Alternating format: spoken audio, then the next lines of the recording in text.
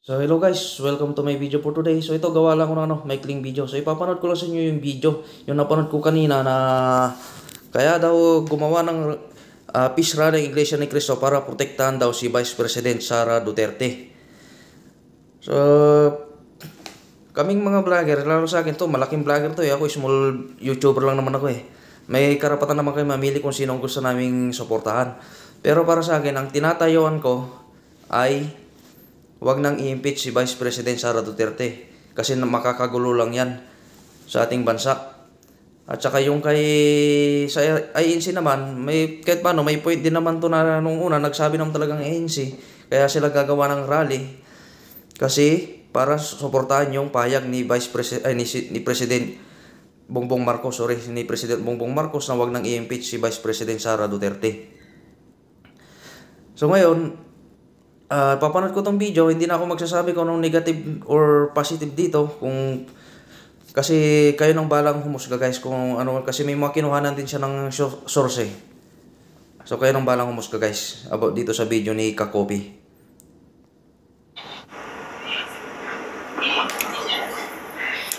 Pilipinas, magandang araw po sa inyo, Luzon, Visayas at Mindanao, sa lahat po ng Kakopi natin na nakaantabay po sa atin. Nasaan man po kayong panig ng daigdig, abay magandang araw po sa inyo. Marami na pong mga politiko ang nagiging vocal, nagiging matapang patungkol po dito sa gagawing rally ng Iglesia ni Cristo. Bagamat ang pangunahing hangarin nitong rally ng Iglesia ay para sa kapayapaan, hindi mawawala sa isipan ng ilang personalities na pinoprotektahan nito directly or indirectly ang mga kasalanan ni Inday Sara Duterte, which is sabi naman ng Iglesia ni Cristo, hindi sila pumapanig sa kahit na sinong politiko. Pero sa naunang announcement po ng news anchor na binigyan po ng otoridad na basahin yung statement dyan po sa programa ng Net25, abay sumusuporta sila sa statement ni PBBM na tumututol sa impeachment kay Sara Duterte. Ibig sabihin, ayaw ng Iglesia ni Cristo na ma-impeach si Sara Duterte. So ang sinasabi ngayon ng mga politiko, pinoprotektahan nito ang mga kasalanan ni Sara Duterte. Nasaan ang accountability nito? Bakit sa tingin ninyo dapat hindi matanggal si Sara Duterte? Bakit hindi dapat ma-impeach si Sara Duterte kahit na maraming ebidensya na nagsasabing nagkaroon siya ng pagkukulang sa kanyang gampanin? Winaldas ang confidential funds. Bakit po protektahan pa rin? Diba? Yan ang bash ngayon. Actually, may mga napapanood din tayo mga videos na hindi nila nagugustuhan, o hindi man sa sinisira, no? Pero negatibo ang dating sa Iglesia ni Cristo. May mga videos po yan na nagkakalat online. In fact, may nagpadala sa akin na ini-sponsor, di ba? Pag nakita mo sa YouTube o sa Facebook, no, malalaman mo kung ang video na yan o isang post sa isang sponsor. Ibig sabihin, may nagpopondo para mas marami po ang makanood sa videos na yan. May mga demolition job Kakofi na ginagawa para sa Iglesia ni Cristo. So, basahin muna natin Kakofi itong sinasabi ni Franz Castro. Ito po ay nasa balita Kakofi ng Manila Bulletin. Iglesia ni Cristo Rally meant to shield VP Duterte from accountability. Actually, may punto rin dito si Castro na hindi man directly sinasabihan na pinoprotektahan namin si Sara Duterte, parang ganun din ang gustong mangyari. Diba? Ayaw namin na ma-impeach si Sara.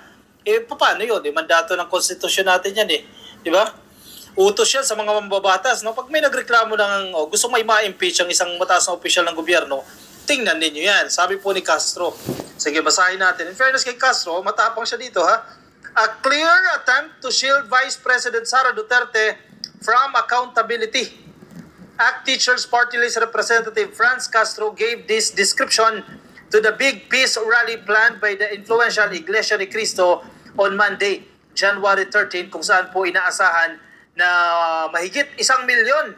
Dito pa lang yan Kakofi ha, dito pa lang sa Quirino Grandstand, mahigit 1 milyon Kakofi ang dadalo. So ang sinasabi ni Franz Castro, ito po ay malinaw na attempt na protektahan si Sara Duterte mula sa kanyang accountability. In short, kahit magkamali si Sara, protektado siya ng INC. In fact, yun na nga, may mga findings na nga ang COA may findings na ang Quad Committee na hindi naging tama, may mga irregularidad, may mga illegal sa ginawa ni Sara Duterte, yun nga lang, lumalabas dito na protektado siya. Sabi ni Castro, ACT Teachers Party List Representative Franz Castro gave this description to the big peace rally planned by the influential Iglesia ni Cristo. Kaya kung inyong matatandaan, naunang nagdiwang yung mga DDS dyan. Di ba? Kasi ang sabi nila, yan, nakakuha tayo ng kakampi. Malaking kakampi, malaking isda yan ka-coffee dahil solid ang boto ng Iglesia ni Cristo. So una, nagdiwang ang mga DDS. Kasi yun naman talaga ang pronouncement ng news anchor Diba? Ayaw nila sa impeachment ni Sara Duterte. Then eventually, binago naman yung narrative. Peace rally na ito, pangkalahatan lang daw po, hindi impeachment. At they are not favoring any politician. Kung sino man yan, si PBBM ba yan o si Marcos. Pero initially, ang sinabi nila, ayaw nila sa impeachment ni Sara Duterte. Kumbaga napasok, di ba? Kaya nagkaroon ng paglilihis bahagya sa kanilang narrative. This rally is not about peace and unity. It's a calculated move to protect Vice President Duterte from answering serious allegations about her misuse of confidential funds and her accountability for the deteriorating quality of education in our country. Sabi po ni Castro sa kanyang statement. Yun lang. Sa mga Iglesia ni Cristo na makikilahok dito sa rally o sa pagkilos, hindi po naniniwala si Castro na ito po ay para sa kapayapaan, ito po ay para sa pagkakaisa, kundi protektahan si Sara Duterte. Malinaw kay Castro yan. Yan ang pinaka-purpose nitong rally na ito. Castro, a House Deputy Minority Leader, is an endorser of one of the 3 impeachment complaints filed so far against the sitting Vice President. She noted that the rally's timing coincides with a growing public demand for accountability, as evidenced by the recent social weather station survey results, which show that 41% or 4 of 10 Filipinos support the impeachment against Vice President Duterte. Actually, nagkataon. In fact, nauna ka-coffee itong survey na lumalabas doon sa survey na marami sa mga Pilipino gustong ma-impeach si Sara Duterte. Pero ang gagawin naman itong rally ng Iglesia ni Cristo, ayaw nilang ma-impeach si Sara Duterte. So ano ba talaga, di ba? Ano ba yung mangyayari dito? Castro said senatorial aspirant Sagip Party List Representative Rodante Marcoleta is among the organizers of the anti-impeachment rally. Uy, seryosong aligasyon ito na sinasabi ni Castro. Si Marcoleta daw po, isa sa mga organizers. Naniniwala ba kayo? Kasi meron pong isang interview si Marcoleta at dinideny, actually hindi naman dinideny, sinasabi niya na wala siyang kapangyarihan dyan sa rally na yan. In short, wala siyang say. In short, hindi siya ang organizer. Indirectly saying na wala akong kinalaman dyan sa rally ng impeachment or against the impeachment rally na yan ng Iglesia ni Cristo. Pero sabi ni Castro, hindi. Isa ka sa mga organizers. Tingnan niyo. Si Marcoleta ba? Isa sa organizers? Actually, millions of pesos ang gastos nito ka-coffee. Malaki po ang ginastos para sa event na ito ng Iglesia ni Cristo. The complainants behind the impeachment raps against Vice President Duterte have cited the alleged misuse of 612 million pesos confidential funds among others as grounds for her ouster. Anyway, maraming mga grounds ka-coffee. Nasabi na natin yan at medyo matibay-tibay ka-coffee yung mga ebidensya kasi may mga testimonya at malaking factor po itong investigation ng Quad Committee na magagamit po dito sa impeachment kay Sara Duterte. Ang problema, ang mga politiko ay nagpapaka-politiko. Magdadalawang isip daw patungkol sa impeachment kay Sara Duterte dahil sa gagawin na rally ng Iglesia ni Cristo. Nagigets ninyo yung punto? In short, kung ikaw ay politiko, halimbawa, sumasangayon ka na ma-impeach si Sara Duterte, dahil nagkilos protesta itong Iglesia ni Cristo, baka magdalawang isip ka na. Yan yung tinatawag natin na nagpapaka-politiko. Bakit kanyo? Kasi baka hindi ka na iboto ng INC sa susunod na eleksyon. Survival ng mga politiko yan yun ang mahirap. Diba? Nadali na. Kawawa ang taong bayan ito kung magpapadala itong mga politiko na ito sa boto ng Iglesia ni Cristo. Diba? Ito si Gatchalian ang naglabas ng statement na yan. Nasa Inquirer din yan, ka-coffee. Yung statement na yan ni Gatchalian. Sabi po niya, INC rally will make Pols think twice on VP Duterte. Itong rally na yan, may impluwensya yan, ka-coffee.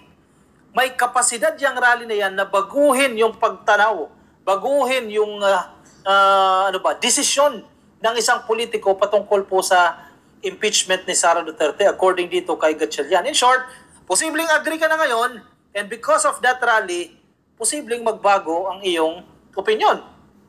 Posibleng hindi ka na sumang-ayon dito sa impeachment dahil sa rally na yan. Yan ang pinupunto ni Gatchalian dito. A peace rally called by the Iglesia ni Cristo on January 13 would make politicians and government officials think twice about supporting the impeachment of Vice President Sara Duterte, Senator Sherwin Gatchalian said on Saturday. Makes sense. Nang real talk din ito ka-coffee si Gatchalian, which is totoo. Dahil marami sa politiko, hindi naman majority, basta marami sa mga politiko ay politiko. Iisipin nila yung kanilang survival, yun lang, masaklap, lugi tayo dyan. Lugi ang taong bayan dyan. He cited the importance of securing the support of the homegrown religious sector, which is known for its practice of black voting.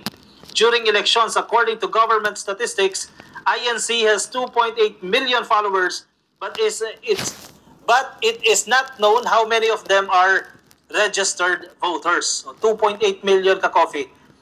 Kasama na po yung mga bata dyan. Let's assume 50% ka-coffee or less than 50%. Sabihin na natin 1 milyon. Ang boto ng Iglesia ni Cristo dyan, malaking bilang din po yan. Kumbaga kaya magpanalo niyan ng 2 party list. Malakas, ka-coffee. O malaking bagay din po yan para sa mga politiko. That's 1 million. So ayan guys, so pinanood ko lang sa inyo, hindi ko na tinapos yung video niya, bali may mga ano pa to, mahigit sa 5 minutes. So kayo nang bahalang humusga dyan guys, pero sa akin ang paninindigan ko, ang Iglesia ni Cristo ay para sa kapayapaan ng Pilipinas. Hindi para protektahan kung sinong politiko. Nanaayon naman yan sa Biblia. So sa akin, hindi naman ako mag-ano ng negative comment about sa kanya kasi may karapatan naman ang bawat vlogger na mamili kung sino yung gusto nila suportahan. Kasi pinanood ko lang yung video niya para makita niyo rin yung side niya kung saan din niya nakuha yung impormasyon na yon. So paano ba yan guys? Ang ganyan laking video for today guys. Maraming salamat guys.